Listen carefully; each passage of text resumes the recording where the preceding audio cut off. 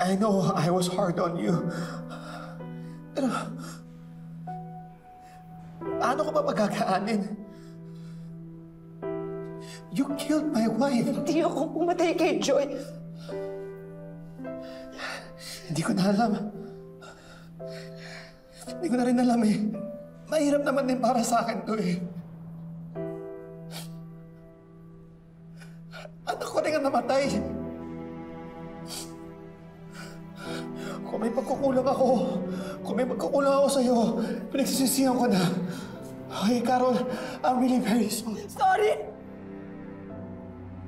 Mawabalik mo ng sorry mo yung anak ko! Siya na lang yung natitira sa akin. Siya na lang yung makakasama ko sana. Siya yung anak na hindi mo malalayo sa akin dahil nandito siya sa loob ko. Pero nung ginawa mo, pati yun, kinuha mo sa akin. Dinamay mo yung anak ko. Pinatay mo yung anak ko. Pinatay mo siya!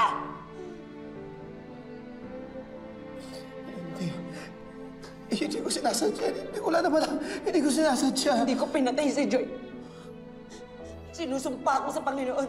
Pero ikaw, pinatay mo ang anak natin. Pinatay mo ang anak ko. Dahil sa'yo, kaya wala na siya ngayon.